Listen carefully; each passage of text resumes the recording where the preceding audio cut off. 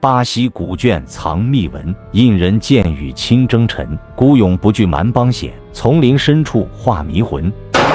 大家好，在下奇闻居士。在茂密深邃的亚马逊丛林深处，隐藏着人类尚未知晓的未知世界。在一份尘封了数百年的古老手稿中，记载着这里沉睡着被时间遗忘的古代城市和文明。1925年，英国探险家波西·福希特为了寻找这座神秘古城，带着自己的儿子和一位年轻友人冒险深入亚马逊腹地。当地原住民曾警告他们，前方极度危险，继续前进将付出生命的代价。然而他们依然选择了前行。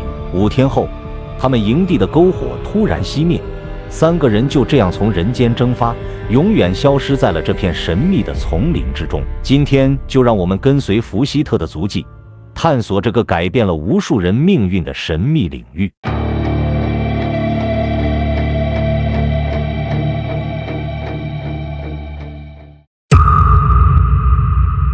一切的起源是巴西国家图书馆里发现的一本名为《手稿512》的古老文献。这份18世纪中期的文献记载了1753年在巴西巴伊亚州密林深处发现的一座失落的古代都市。手稿中，这座城市拥有宏伟的建筑、宽阔的街道，甚至还有罗马式尖塔。在遥远的南美洲丛林，竟然存在着带有欧洲古典文明痕迹的城市，这引发了人们无限的遐想。难道在哥伦布发现美洲大陆之前，旧大陆的文明就已经到达了这片神秘的土地？当然，也有人质疑手稿的真实性，认为它不过是殖民时期人们的臆想。但无论真假，手稿512都像一颗投入平静湖面的石子，激起了无数探险家和寻宝者的热情。帕波西·福希特就是被这颗石子激起的涟漪之一。福希特出身没落贵族，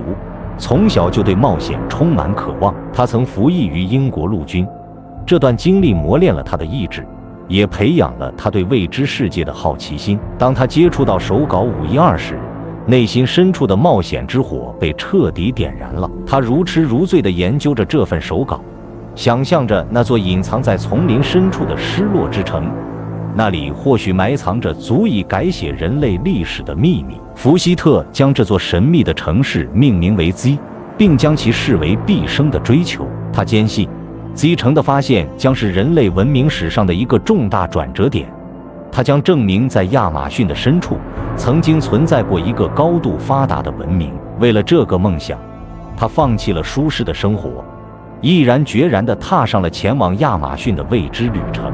值得一提的是，福希特对基城的构想并非完全基于手稿512，他还参考了其他历史文献和当地土著的传说。他认为基城并非简单的黄金之城，而是一个拥有复杂社会结构和独特文化的古代文明中心。他甚至大胆推测，基城可能与传说中的亚特兰蒂斯文明有所关联。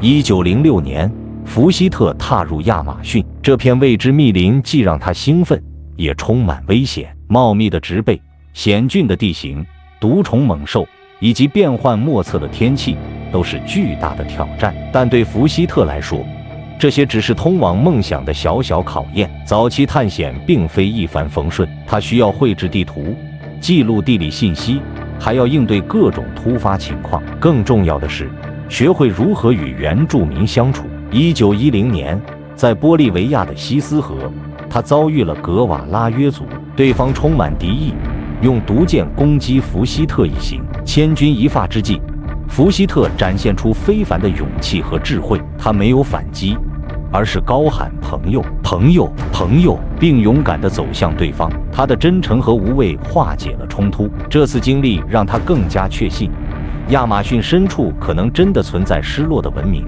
而与原住民建立友好关系至关重要。他还接触了其他部落，例如马斯比族。在与这些部落的交流中，他意识到礼物交换的重要性。他用镜子、珠子、小刀等小物件作为与当地人建立联系的桥梁，通过赠送礼物表达善意。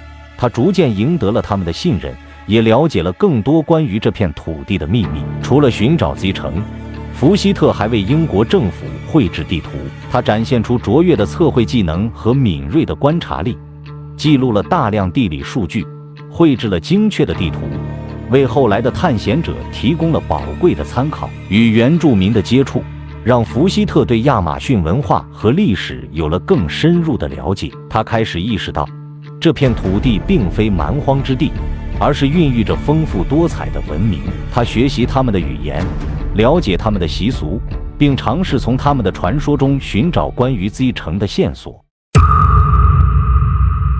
时间来到1925年，这对于福希特来说是充满希望和期待的一年。经过多年的准备和探索，他终于决定发起最后一次探险，目标直指他梦寐以求的失落城市 Z。这一次，他带上了自己的长子杰克和杰克的好友劳里·里梅尔，三人组成了一个充满活力和冒险精神的小团队。他们从巴西的库亚巴出发，深入亚马逊腹地。这一次，他们的装备更加精良，经验也更加丰富。福希特对找到 Z 城充满了信心，他相信这次探险将会是他人生中最辉煌的篇章。在深入丛林的过程中，他们遇到了许多挑战，险峻的地形、茂密的丛林以及各种各样的野生动物，都考验着他们的意志和耐力。但他们并没有被这些困难吓倒，而是坚定地朝着目标前进。最终，他们来到了卡拉帕罗族的领地。卡拉帕罗族是当地一个古老的部落，他们对这片丛林了如指掌。福希特希望能够从他们那里获得关于 Z 城的信息。然而，卡拉帕罗族人对福希特的探险计划并不看好，向他们发出了警告：前方有激进的印第安人，继续前进是危险的。他们劝说福希特放弃这次探险，回到安全的地方。但福希特对击城的渴望已经深入骨髓，他怎能轻易放弃？他谢过了卡拉帕罗族的好意，但仍然决定继续前进。这或许是他一生中最大的错误。卡拉帕罗族人目送着福希特一行远去的身影，心中充满了担忧。他们知道，福希特一行很可能再也回不来了。几天后，卡拉帕罗族人注意到福希特营地升起的袅袅炊烟，这炊烟持续了5天，然后突然消失了，这预示着不祥的结局。卡拉帕罗族人相信，福希特一行很可能遭遇了不测，或许是被敌对的部落杀害，或许是迷失在了茫茫丛林中。在探险途中，福希特与家人保持着书信往来。他写给妻子妮娜的信中，饱含着对家人的爱和对探险的坚定信念。他坦言，寻找 Z 城是他一生的梦想，即使危险重重，也义无反顾。我必须去完成我的使命，他写道，这是我存在的意义。给孩子们的信中，则流露出慈父的温情。他分享旅途中的见闻，描述亚马逊的奇异风光，仿佛带着孩子们一同冒险。这些信件不仅是家书，也是他内心世界的写照。更令人好奇的是，福希特的信中还提到了一个神秘的预言。他曾在印度遇到一位圣者，这位圣者预言了他的未来命运。虽然信中没有透露预言的具体内容，但可以推测，这个预言与他的探险和 Z 城有着某种联系。或许正是这个预言更加坚定了福希特追寻 Z 城的决心，促使他踏上了这条不归路。福希特失踪后，无数探险队深入亚马逊寻找他的踪迹。一些队伍声称找到了疑似他留下的物品，刀具、指南针、个人物品，甚至一块在土著部落祭坛上发现的怀表。这些物品的真伪性备受争议，但依然为我们提供了些许线索。此外，一些土著部落的口述资料也暗示了福希特一行的命运，但由于信息传递的误差，其可靠性难以保证。信件中的真情流露、遗物背后的扑朔迷离，以及圣者预言的神秘色彩，都为福希特的故事增添了更多引人入胜的元素。这些零星的线索，如同散落在亚马逊丛林中的拼图碎片，或许答案就隐藏在这些蛛丝马迹之中，等待着我们去发现和解读。